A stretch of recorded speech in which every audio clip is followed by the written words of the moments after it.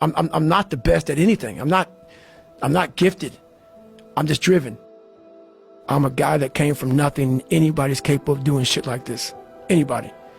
And I sat in that tub. She put the water on me. She called my mom up. And my mom was dating a doctor at the time. The doctor said, you need to get him to a hospital now. She came back in. All I wanted to do was call Chris Costner on the phone, the race director of Badwater, and say I can get it. So she said, I'm taking you to the doctor. I said, no, let me sit here and enjoy this pain. She said, what are you talking about? I said, you know, I need to go to the doctor. I realized that. But I never thought it was humanly possible to do what I did. I went 70 miles. And at 70 miles, I was dead. I was at 100%. What I thought was 100%. I went 31 more miles after being in the worst physical shape I've ever been in my life. And I sat in that tub and the waters hit me. And it was the most amazing feeling of accomplishment.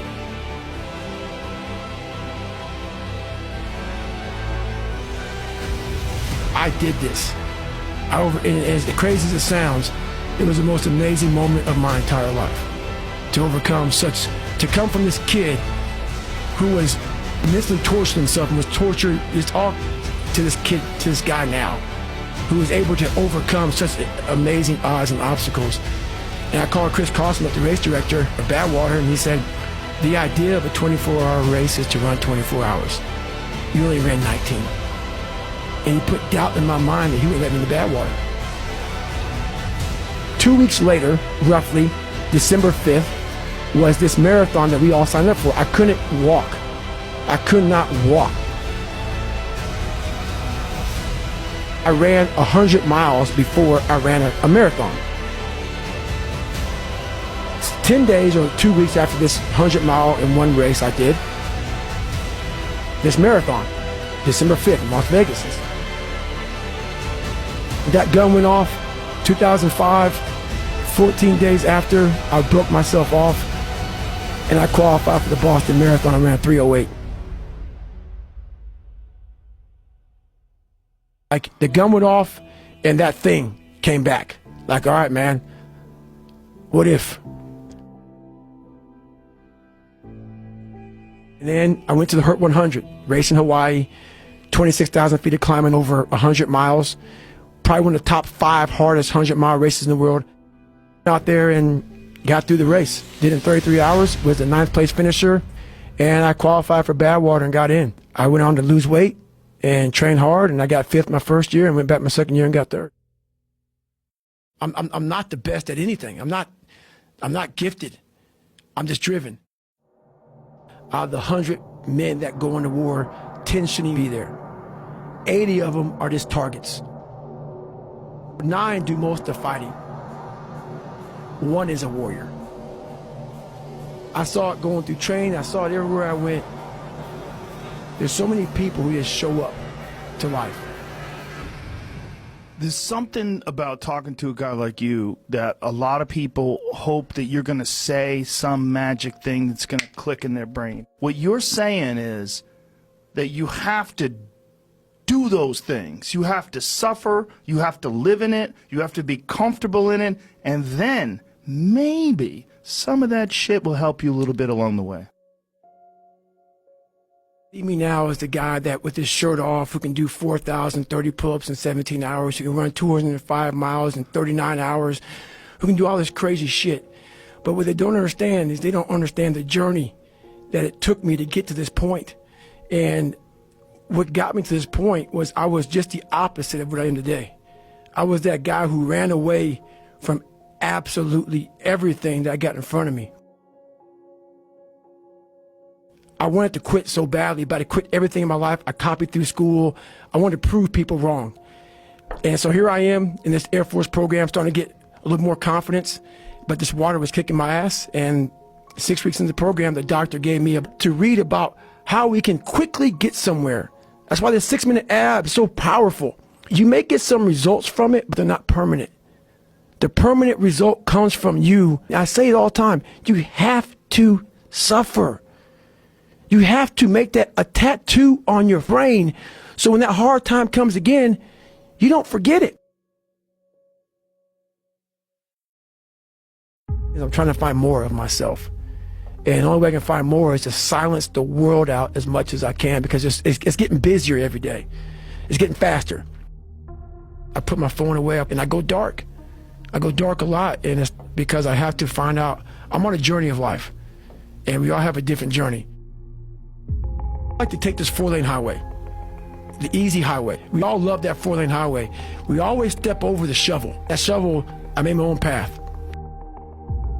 But going through this path of life, this journey over here that you make yourself, that's incredibly difficult, and we're afraid. It's easier to accept the fact that I'm just not good enough. You have to go into those dark chambers that we often shut off, and you got to open them up. There's not some easy, lit up, street-like path with nice, smooth roads. That's right. Fail, and you're going to be in your head. You're going to be saying, I'm not good enough. And it's how you get through that. It's how you get through that on a daily basis, when that thing is saying, man, I'm 43, I've done so much. You start to become civilized.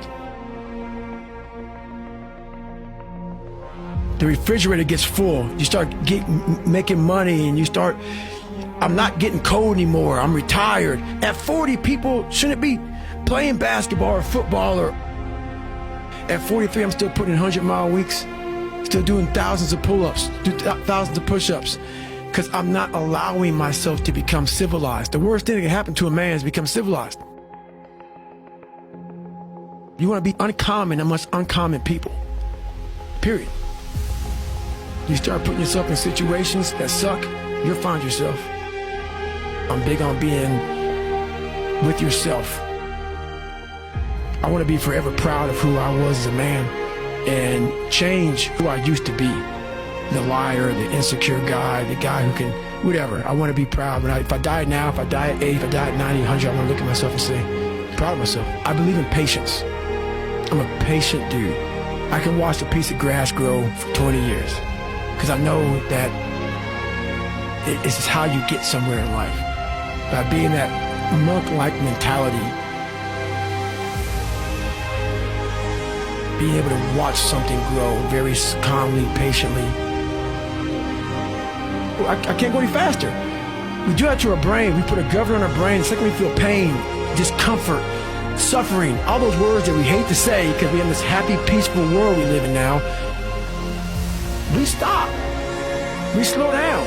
And if you can get through these different barriers and gain 5%, 2%, 3%, that 40% becomes 60. At 60% becomes 70, 80, and 90. And then you'll hopefully one day near 100.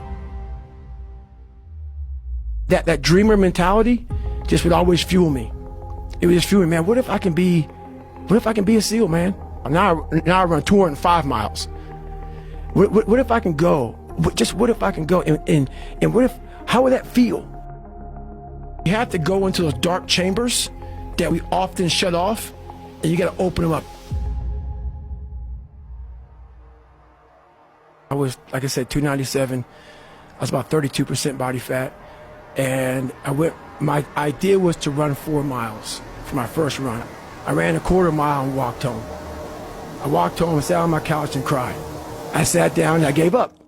You start out on the first day, and then do you start running again the second day? Yeah, the second day I went right back after it again. But I started realizing I can't run that far. Right. So what I did was I became damn near a professional cyclist with the miles I put on the bike.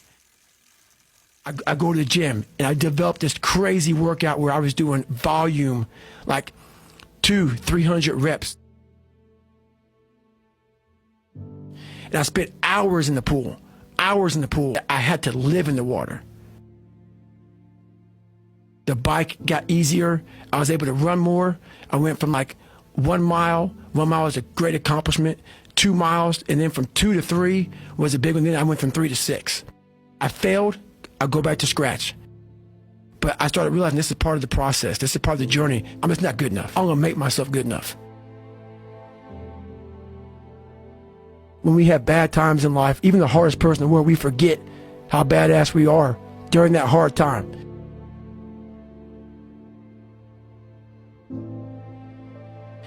I have a thing where I take a couple seconds to reflect on, hang on, man, you've been through this, you've been through that, you overcame this, overcame that. I don't ever close my mind to the fact that this can be done.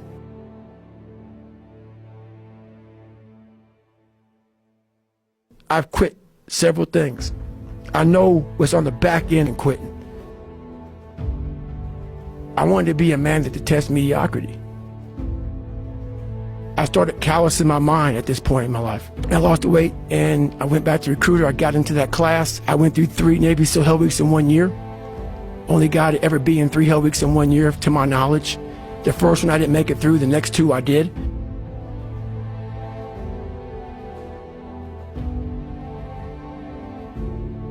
And I started opening different doors that I didn't think were even there, that I didn't think even existed. And the more doors I opened up, the more I started realizing that my potential is damn near endless. I wanted to feel something besides defeat. I wanted to just go the distance. And that going the distance pushed me to a point of where now I go way past. I didn't have a motherfucker come wake me up at 3 o'clock in the fucking morning and say, hey, you gotta get your shit in. I had no trainer. I didn't have a nutritionist. It was the self-discipline that I had to survive, to not survive, survive weak, to thrive. No one said, hey man, you're 297 pounds, man. I want to help you out. I had to overcome, and it self-disciplines everything. And if you don't have it, I don't look at you right, because I know you're capable of more. It's not discipline so much for me. It's all on you. It's all on you. The self part is what's big. We count on people too much to get us through shit. And we look to our right, we look to our left, we're looking for help. And if you can build that self, you can build that total accountability in oneself. We live in a society where mediocrity is often rewarded. We often forget how hard we are, but you gotta reflect back. Take a couple seconds, reflect. I've been through this, I've been through that. If you don't believe it, you haven't endured shit, you're just blowing smoke, man. I'm not the best at anything. I'm not gifted. I'm just driven. It's all about trying to share that message with people.